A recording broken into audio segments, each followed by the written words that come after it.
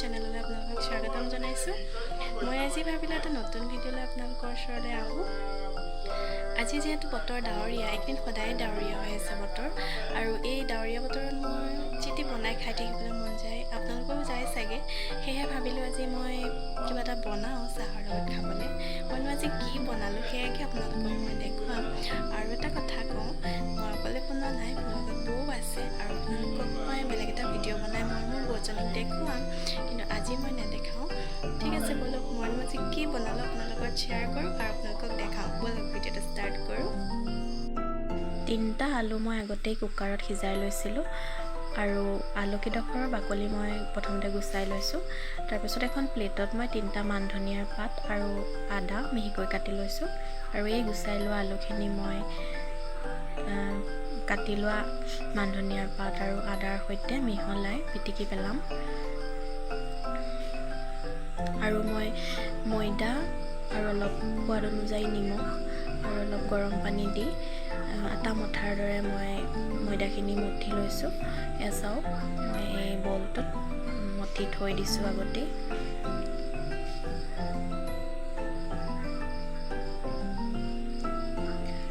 আলুখিনি মই বহুত মিহিকৈ পিটিকি পেলাম, যাতে এটাও গোটা নাথাকে। গোটা থাকিলে অকণমান বেলোতে অসুবিধা হয়, আৰু বেলোতে ফাটি যাব যদি গোটা থাকি যায়। একেবাৰে গোটা নথকাকৈ মই হাতেৰে পিটিকি পেলাম।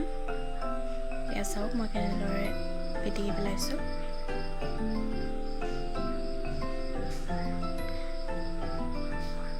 তাৰপাছত মই এটা গোটা পিঁয়াজ এখন পিহনাত মিহিকৈ পিহি লৈছোঁ।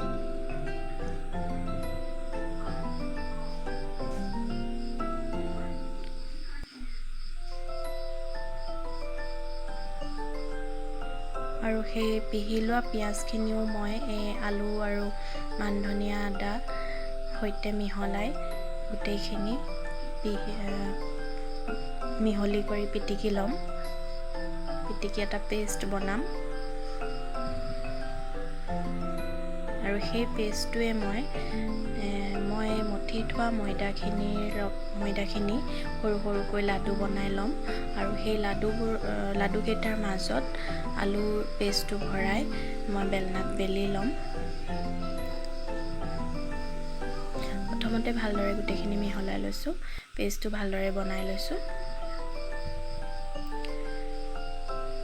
তাৰপাছত চাওক, সেয়া মই আগতেই গোটা সৰু সৰু লাডু বনাই থৈ দিছিলোঁ, আৰু সেই লাডুটো কেনেকৈ হাতেৰে মই আঙুলিৰে বহল কৰি লৈছোঁ। তাৰপাছত মই সেই লাডুটোৰ মাজত মই বনাই থোৱা পেষ্টটো ভৰাই দিছোঁ, আৰু আঙুলিৰে এনেকৈ বন্ধ কৰি দিছোঁ, যাতে আলুখিনি ওলাই নাহে বেলোতে। ঠিক তেনেদৰে মই আটাইখিনি লাডু বনাই লৈছোঁ। তাৰপাছত মই অলপ গুৰি ময়দা দি পাৰঠাখন মই বেলি লৈছোঁ, আৰু গুৰিটো আপোনালোকে অলপ বেছিকৈ দিব, যিহেতু তাত আলু আছে, ফাটি যাব নহ'লে। সেইকাৰণে মই অলপ ময়দা বেছিকৈ দি ৰুটিখন গোলকৈ বেলি লৈছোঁ। ঠিক তেনেদৰে মই বাকীখিনিও এনেদৰে বেলি ল'ম আলু ভৰাই।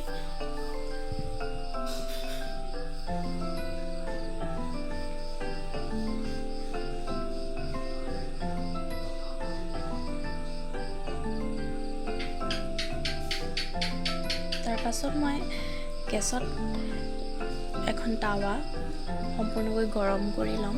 তাৰপাছত গৰম হোৱাৰ পিছত মই বেলি থোৱা পাৰঠা দি দিম টাৱাখনত।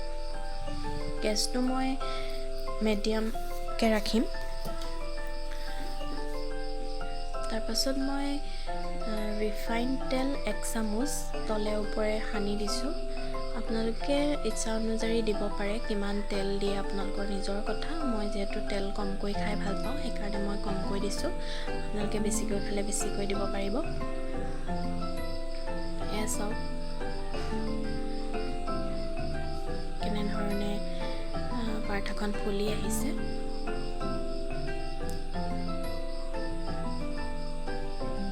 এয়া চাওক, এনেধৰণে মই গোটেইখিনি বেলি ৰখা পাৰঠা ৰিফাইন লগাই মই ভাজি ল'ম। এনেদৰে গোটেইখিনি ভাজি লৈছোঁ আৰু এয়া হৈ গ'ল মোৰ পাৰঠা ৰেডি। এতিয়া চাহৰ লগত আমি গৰমে গৰমে পৰিৱেশন কৰিম।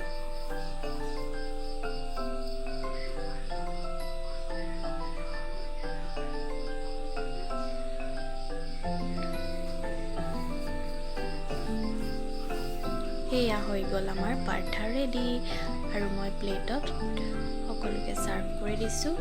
এয়া আমি চাহৰ লগত গৰমে গৰমে পৰিৱেশন কৰোঁ ব'লক।